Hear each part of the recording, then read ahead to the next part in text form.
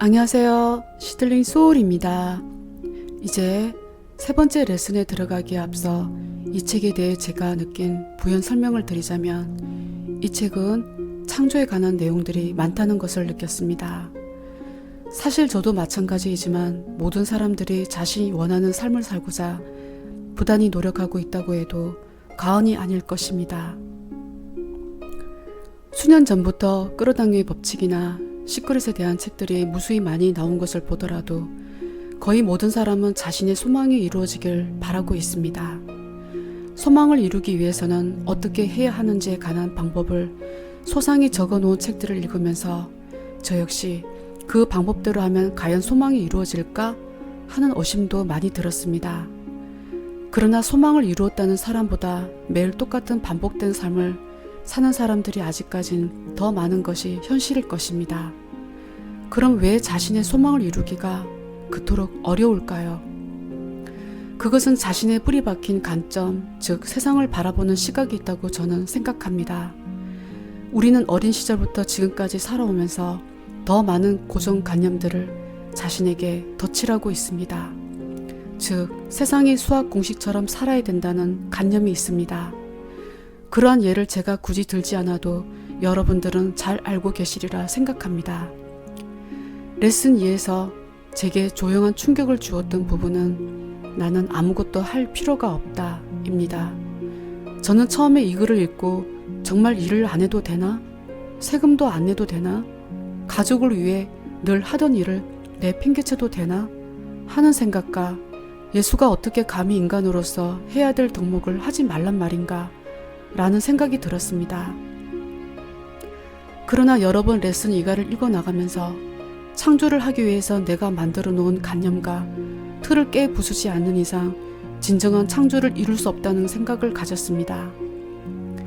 내가 만일 매일 난 무엇을 해야 하고 누군가를 보살펴야 하고 어디를 가야 하고 등등 수많은 제약들로 나를 묶어 놓는다면 자신 안에 있는 진정한 창조는 죽을 때까지 할 수 없기 때문입니다. 그러기 위해선 필요성에 대한 믿음의 의식 전환이 필요하기에 예수가 난 아무것도 할 필요가 없다고 강하게 말씀하셨다고 생각합니다. 이 책은 예수가 창조를 잘하기 위해 우리가 어떠한 잘못된 믿음을 가지고 있는지, 그리고 그것을 어떻게 전환시킬 수 있는지에 대해 많은 설명을 해 놓았습니다. 저는 교회를 다녀본 적이 없기에 성경에 대해서 문외한입니다. 부처가 자비를 전하고 예수는 사랑을 전하는 성인으로만 알고 있었습니다. 그런데 이 책에서 예수가 창조에 관해서 많은 설명을 해 주신 것에 대해 저는 신선한 충격을 받았습니다.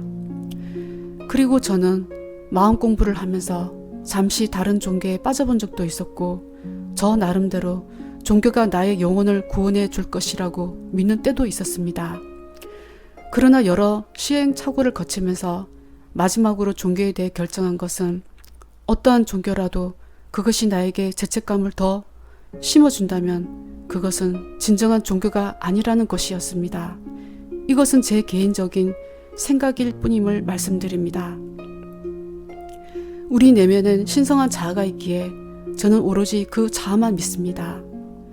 이제 여러분들도 이 책을 들으시고 예수의 말씀이니까 무조건 믿어야지 라는 생각보다 이런 원리로 의식이 돌아가는구나. 그래서 내가 원하는 창조를 못하였구나 라고 생각해 주시길 바랍니다.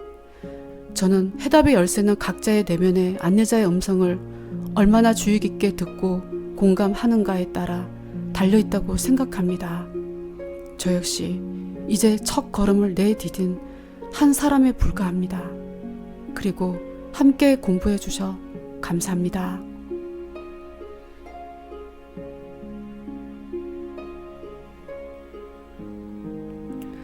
레슨 3.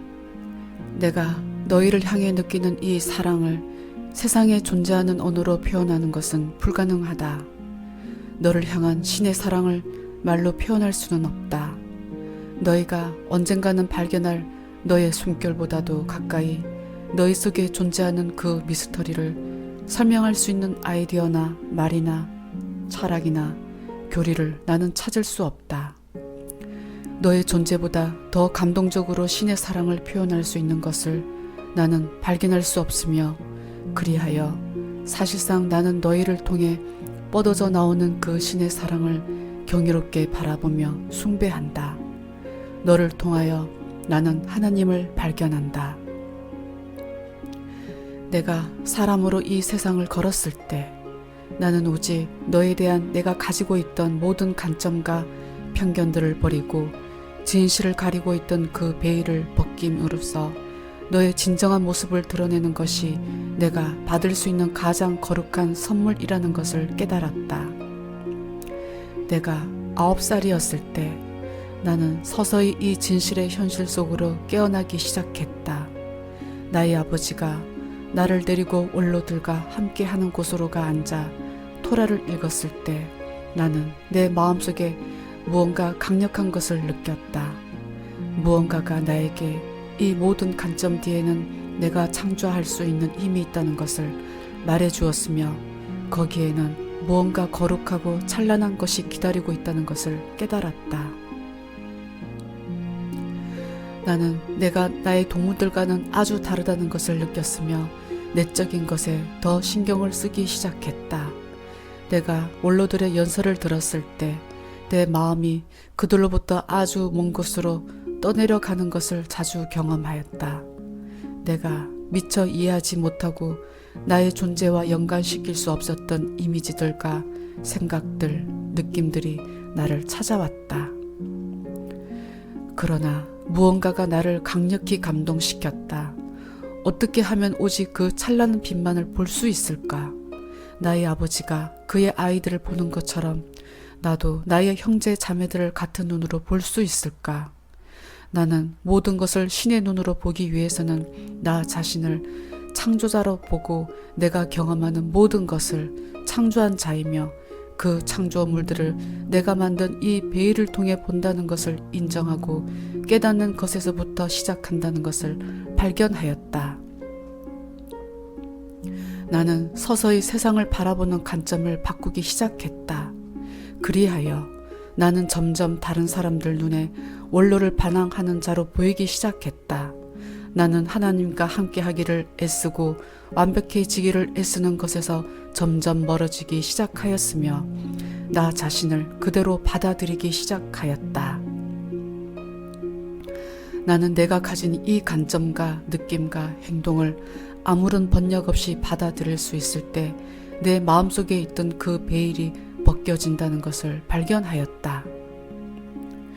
나는 9살이라는 어린 나이 때부터 그 시대의 도덕과 윤리에 어긋나는 생각과 말을 하는 것에 두려움을 느끼기 시작했으니 애신 사회는 이런 윤리와 생각에 굳어져 있었다. 거기에는 교리가 너무 많았으며 그 교리는 언쟁을 불러들였다.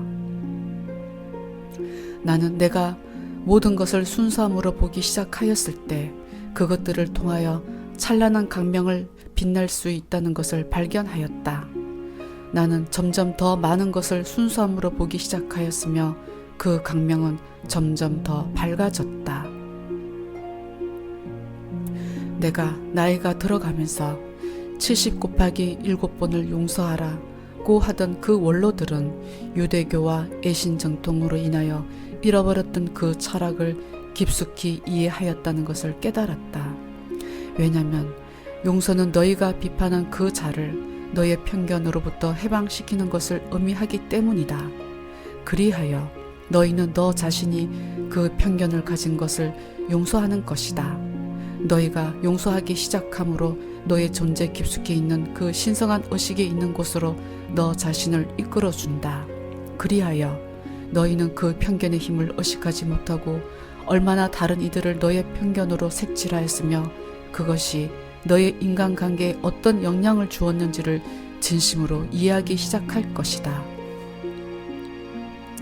그리하여 나는 용서가 영혼치료의 근원이라는 것을 아주 잘 배웠다. 용서의 반대말은 비판이며 비판은 항상 이별과 죄책감을 불러들인다. 너희가 비판하는 그 자가 완벽히 깬 자가 아니라면 너의 비판은 그 자의 마음속에 죄책감을 불러일으킬 것이다. 그러나 무엇보다도 너희가 사람이든지 물건이든지 무엇이든 비판하는 그 순간 너 자신 속에 죄책감을 유도해낸다. 왜냐하면 너의 의식 한 곳에는 너의 형제와 자매들이 신성하고 순수한 영혼이라는 것을 인지하고 세상에 존재하는 모든 것은 사랑의 연장이 아니면 도움과 치료를 원하는 요청이라는 것을 알기 때문이다. 너희가 누군가를 비판할 때 너희는 더 이상 진실 속에 존재하지 않는다. 그 순간 너희는 순수를 불순으로 보기로 결정하였다. 그리고 다른 이를 진실하지 않다고 비판하는 그 순간 너 자신 또한 진실하지 않다고 판결을 내리는 것이다. 그러므로 다른 이를 용서하기를 끊임없이 연습함으로써 결국은 너 자신을 용서하는 것이다. 그리고 그 용서받은 자가 비로소 하나님을 기억할 것이다. 우리는 너희와 이 용서의 힘에 관하여 이야기를 나누고자 한다. 어떻게 하면 용서를 길러낼 수 있을지, 어떻게 하면 용서의 요령을 습득할 수 있을지, 70번 곱하기 7번을 용서함으로 이 용서의 깊이를 이해하고 어떻게 하면 너희가 잊어버려서 미처 용서할 기회가 없었던 그것들을 드러낼 수 있을지를 배우게 될 것이다. 이 레슨을 통하여 우리는 편견과 반영에 관하여 이야기 나눌 것이다. 사랑하는 친구들이여, 이것들은 아주 중요한 요점들이다. 이 하나님의 길을 선택한 모든 이들은 용서의 필요성을 꼭 알아야 하며 그 이유는 모든 영혼이 용서받을 것을 열망하기 때문이다. 이 지구를 걷는 모든 이 중에 비판의 독약을 맛보지 않은 자가 없다. 우리가 이것을 이야기하는 동안 너무 심각해지지 않도록 조심하라. 사실상 우리는 너희가 해야 될 과제를 너에게 가르쳐 주어 너희가 무겁게 지고 있는 그 영혼의 짐을 들어주고 세상을 살며 느끼는 그 불안감을 들어주기 위함이다. 너희는 이 과정을 너희로부터 비판과 죄책감을 깨달음으로 무산시키는 방법을 배우는 것으로 보면 된다. 그러므로 잘 들으라. 용서는 너희가 해야 할 필수 과제이다. 다른 이를 용서할 수 없음은 너 자신을 용서할 수 없음을 의미한다. 하나님이 너희를 용서하는 것이 아니니 그 이유는 그는 비판을 모르기 때문이다. 너희가 세상을 향해 하는 모든 비난과 비평은 단지 너희가 너 자신에 대하여 용서할 수 없었던 점들을 그대로 반영하는 것임을 명심하라. 너희가 흔히 하는 말 중에 한 사람의 인성은 다른 사람에 의해 결정된다 라는 말이 있다. 다른 사람의 인성을 판단하고 그들이 무엇을 생각하는지 너희가 정확히 이해한다고 생각할 때 너희가 이미 지니고 있지 않은 생각들을 그자에게 반영하는 것이 가능하다고 보는가? 그것이 바로 너희가 다른 이를 비판하는 이유이다. 때때로 너희는 다른 이를 심하게 비판하니 그 이유는 너희가 그 자와 같은 심성을 가지고 있지 않을까 하는 두려움을 가지고 있기 때문이다. 또는 너희가 그 자처럼 행동하였을 때 얼마만큼의 고통을 다른 이에게 주었는지를 기억하기 때문이다. 너희가 비로소 너 자신을 용서하였을 때 이 세상 안에서 살지만 이 세상과 하나가 되어서 살지 않는다는 말을 이해할 수 있을 것이다. 너희는 다른 이들이 선택한 그 말과 행동들을 보고 그 에너지를 느끼고 이해할 수 있을 것이며 그 에너지 뒤에 숨겨진 신의 모습을 볼 수 있을 것이다. 너희는 바로 반응하지 않을 것이니 그것은 옛날처럼 행동하지 않는다는 말이다. 대신에 너희가 학대를 받는다 하더라도 내 개인적인 경험에 의하면 십자가에 못 박히는 경험을 말한다. 다른 이를 사랑하는 방법을 배우게 될 것이다. 그리하여 너희가 경험하는 모든 상황 속에서 다른 이들이 어떻게 행동하든 상관없이 너의 첫 번째 반응은 먼저 그 조용하고 평화스러운 의식 공간으로 들어가 성령에게 이렇게 물어볼 것이다. 당신은 나에게 무엇을 말하기를 원합니까? 이 순간 이 자에게 가장 적절한 반응이 무엇입니까? 용서함이 너의 영혼 속의 마음과 가슴과 감정을 정화하였을 때 너희가 이 세상을 존재하는 이유는 사랑을 전달하기 위함이라는 것을 깨달을 것이다. 너희가 이 세상의 구원자이다. 너희가 세상 경험 하나하나를 거칠 때 성령에게 어떻게 하면 너의 형제들 속에 속죄와 변화와 영혼의 치료를 일으킬 수 있을지를 물어보는 것이 너의 의무이다. 그리하여 어떤 이가 너희를 미워한다 하더라도 방어적으로 대응하지 않고 순수함과 궁금증으로 대응할 것이다. 너의 손바닥에 못이 박히는 경험을 하는 중에도 너의 영혼 속에 존재하는 그 평화스럽고 사랑이 가득한 곳으로 들어가 성령에게 이렇게 물어보는 것이 가능하다. 내가 무슨 말과 행동을 하여 이 형제 자매의 가슴을 치료할 수 있나이까? 다른 이들로부터 느끼는 에너지 중에서 너희 자신 속에 이미 가지지 않았던 것은 없다.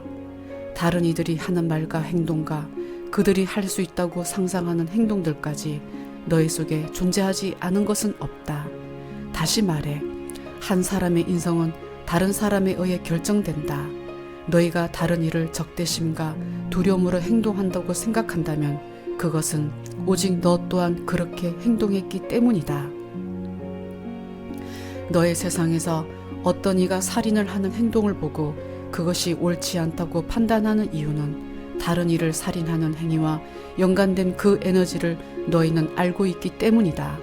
너희가 가만히 앉아 솔직히 한번 생각해 보면 작년 한 해 동안만 해도 적어도 50번 더 넘게 다른 사람을 죽이고 싶은 생각이 떠오른 경험을 한 것을 기억할 것이다.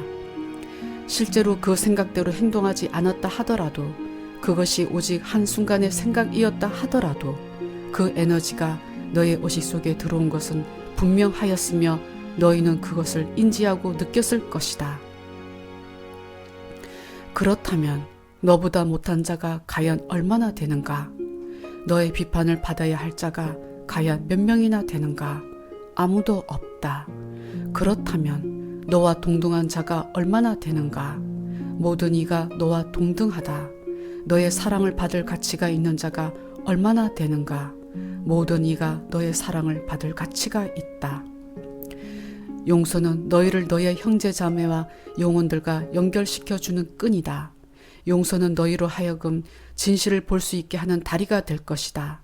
다른 이가 경험하는 에너지만을 느끼고 이해하는 것이 아니라 그가 겪었던 어떤 경험이 그로 하여금 그렇게 행동하게 하는지, 어떤 편견이 그로 하여금 그렇게 행동하는 것이 옳다고 판단하게 했는지도 분명히 볼 수 있을 것이다. 마치 그림을 보듯이 모든 것이 아주 뚜렷할 것이다. 그러면 너희는 비로소 아주 능숙하게 그자에게 어떤 말과 행동을 하여 부드럽게 그자의 편견을 고쳐주어 그가 자신을 용서할 수 있게 인도할지 알 것이다. 내가 너희에게 약속하니 바로 그 순간 너희는 이 세상 안에서 살지만 이 세상과 하나가 되어 살지 않을 것이다. 비판이 무엇인가? 비판은 너의 마음속에 무언가를 부인한다는 것을 의미한다. 비판은 너 자신을 하찮게 생각하고 너 자신의 모습을 다른 이에게 반사하는 것을 의미한다. 너 자신이 내부적으로 받아들이지 못한 모든 것을 바깥으로 발산함으로써 우연히 너의 주변에 있는 이들을 너의 비판의 대상으로 만드는 것이다. 비판은 내가 너에게 가르쳐 주었던 그 첫 번째 원칙을 거부하는 것이다. 그것은 이 진실의 거부를 의미한다.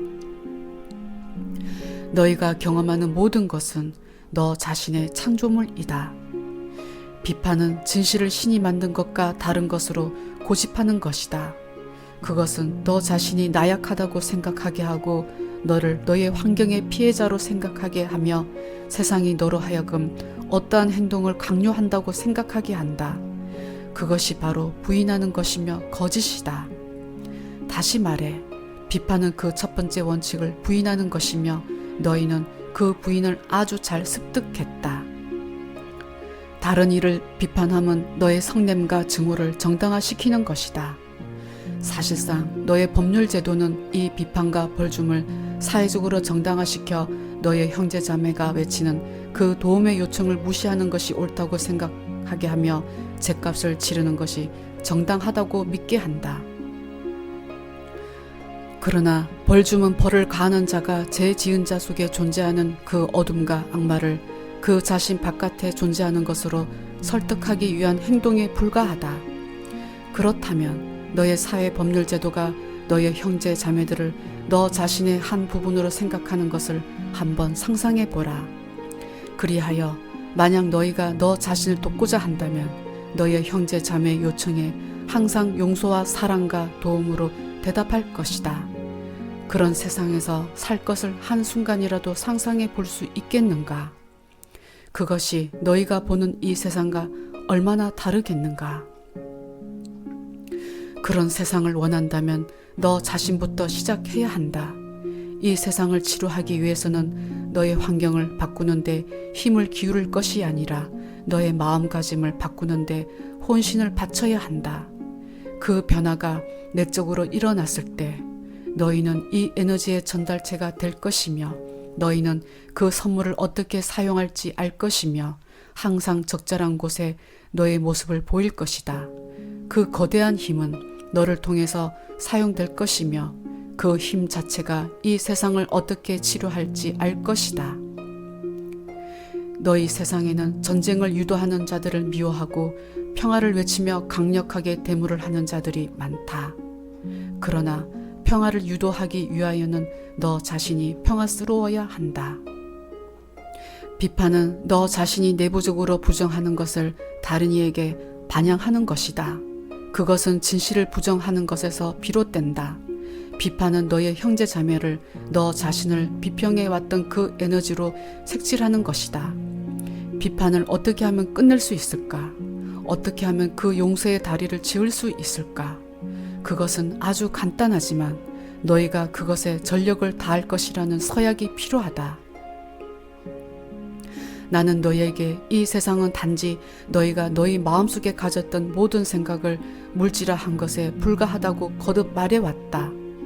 그러므로 너희 마음속에 떠오르는 모든 생각들과 너희가 하는 말들을 신중히 관찰하고 너희 몸속에 일어나는 감정들과 거기에 대한 너의 반응을 공부하고 그 모든 것들을 순수함으로 받아들이고 그것들은 단지 너희가 만들어낸 환상이라는 것을 깨닫는 것을 습관화할 필요성이 있다.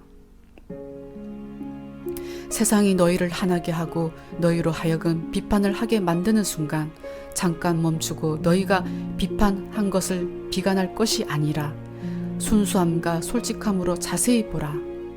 와, 나는 지금 다른 이를 비판하고 있구나. 이것은 구름 한 점이 나의 어제 속으로 지나가는 것과 같아.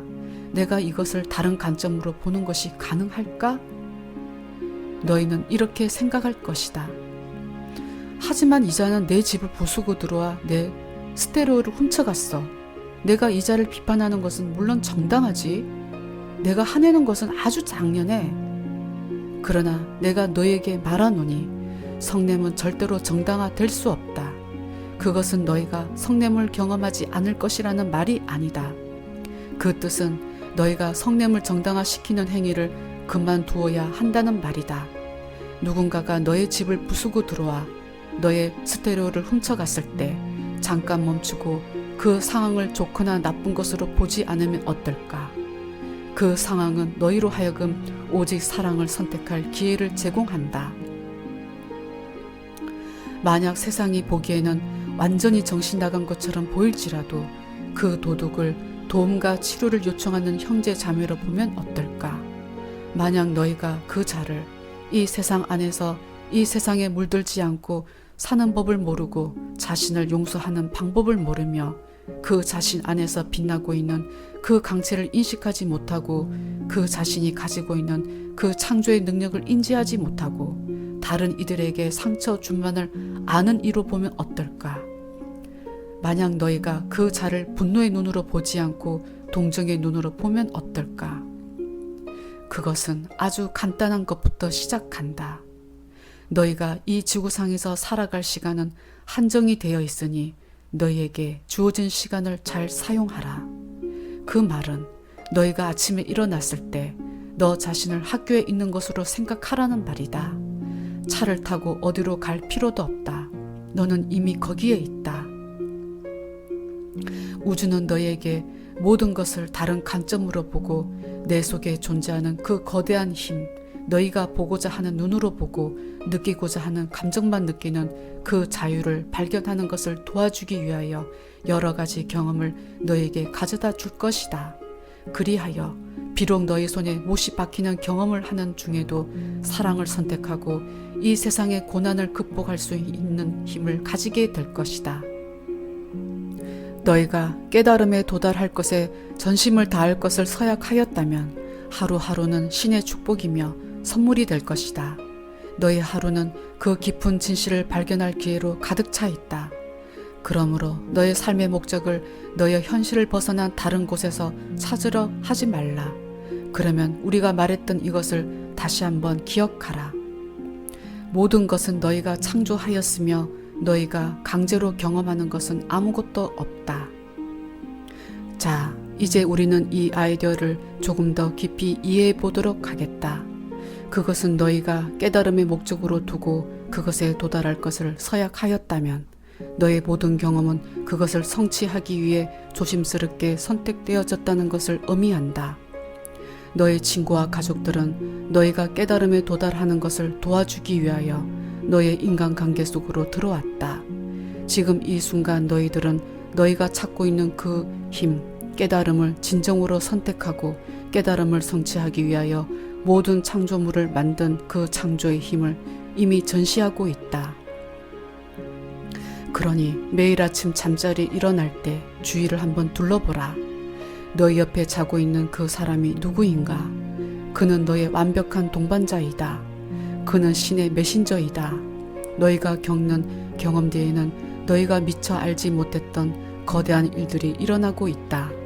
그것은 너의 마음이 신의 마음과 나란히 존재함을 뜻하며 너의 영혼이 이제 나는 이 꿈에서 깨어나 집으로 가고 싶어 라고 말했을 때 신이 너의 기도를 듣고 너의 영혼을 통하여 이 생각을 보내주기 시작했다. 나는 너를 집으로 인도하는 법을 아노라. 너희가 가지고 있는 그 직업을 포기하고 이것을 선택하라. 다른 곳으로 이사하라. 너희는 강한 충동을 느꼈으며 여러 가지 책들을 읽기 시작하였다. 너희는 여러 가지 다른 일들을 하기 시작하였으며 어떤 일을 만나 사랑에 빠지기도 하였다. 그것이 다 우연이었을까? 절대로 아니다. 너희가 경험하는 모든 것은 창조한 그 생각을 너 자신의 것으로 인정하는 그 자체가 너희가 이 꿈에서 깨어나 깨달음에 도달하겠다는 기도를 한 결과이다. 그리고 아버지는 너희를 신에게로 인도하는 디딤돌이 되는 그 모든 경험들을 너의 창조를 도와주면서 한다. 그러니 너의 평범한 일상생활 하루하루는 너희를 신에게로 인도할 수 있는 가장 완벽한 도장이다. 그곳은 순례 여행을 하는 신성한 곳이며 너의 영혼이 깨달음을 성취하고자 한 너의 서약을 지키는 장소이다. 그것을 감사하게 받아들이고 그것에 축복을 주고 그것을 사랑하며 이것을 항상 기억하라. 이 순간이 나에게 가르치는 것이 무엇인가? 그것을 바탕으로 삼아 세상에는 평범한 순간이 없다는 것을 항상 기억하라. 너의 세상사 순간순간에 아주 특별한 일들이 일어나고 있다는 것을 알라. 우주 전체가 그 특별한 일들을 너에게 가져다 주며 그것은 함께 숨쉰다는 말과 같아. 우주는 너를 깨우고 너의 마음을 치료하기 위하여 온 힘을 기울이고 있다. 너희가 살아가는 그 평범한 순간들 속에서 너희는 하루에도 수천 번씩 너의 마음을 어지럽히는 일들을 경험할 것이다. 바로 그 순간 너의 형제 자매의 에고의 마음이 아닌 신의 마음만을 보기를 선택할 기회와 너의 마음속에 평화를 선택할 기회가 귀한 선물로 신으로부터 전달될 것이다. 그러므로 부지런히 용서하라. 그러기 위해서 먼 곳을 바라볼 필요도 없다. 아주 먼 곳의 도시로 순례의 여행을 할 필요도 없다. 신께 다가가기 위하여 산중으로 들어가 굴 속에서 앉아있을 필요도 없다. 깨달음의 기회는 너희를 둘러싸고 있으니 그것은 너희가 그것을 포고하였기 때문이다. 너희가 그것을 포고한 이유는 이 꿈에서 깨어나는 것이 너희가 가지고 있는 단 하나의 욕망이기 때문이다. 한 순간순간 너희 앞에서 벌어지는 모든 일들은 너를 위해서 일어나는 경험들이다. 사랑하는 친구들이여, 너의 인생이 집으로 가는 길이다.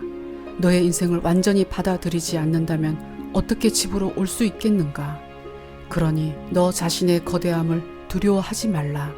너의 인생을 받아들이고 소중히 포용하는 데서 오는 그 거대한 힘을 두려워하지 말라. 모든 열정을 다하여 인생을 살라. 한순간순간을 사랑으로 받아들이라. 매일 아침 식사 후 쟁반과 컵을 씻을 때마다 너 자신을 보고 이렇게 말하라. 와, 이것이 나의 인생이구나. 이것이 내가 집으로 가는 길이구나. 그렇다면 나는 이 인생을 완전히 받아들일 거야. 소중한 친구들이여, 그렇게 함으로써 너희는 너희가 가졌던 모든 비난을 용서할 수 있을 것이다. 너희 중에 내 인생은 아무 가치가 없어. 나는 내 동네에 사는 누구같이 절대로 될 수 없을 거야. 나는 절대로 내가 원하는 만큼 돈을 충분히 벌 수 없을 거야. 아무도 나를 알지도 못할 것이며 내가 한 일이 그 사람의 일처럼 크게 성공하지도 못할 거야. 라고 의문을 가지지 않은 자가 과연 몇 명이나 될까? 그러나 내가 너에게 말하노니 매번 너희가 너 자신을 비난하는 순간 너희는 너 자신을 악화시켰다. 매번 너희가 너 자신이나 다른 이를 비난할 때 그것은 마치 너희가 정상을 향해 등산하다 뒤로 미끄러지는 것과 다른 바가 없노라. 나에게는 평범한 순간이 존재하지 않는다. 내가 쉬는 숨결 하나하나, 나의 경험 하나하나는 신이 나를 집으로 인도하기 위하여 놓은 디딤돌이다. 한순간순간에 나의 의식을 집중할 것이며 그것이 나에게 용서하는 법을 가르칠 것이며 그 순간을 사랑으로 포용하고 사랑하는 방법을 배워 어떻게 하면 인생을 좀 더 의미 깊게 살지를 배울 것이다.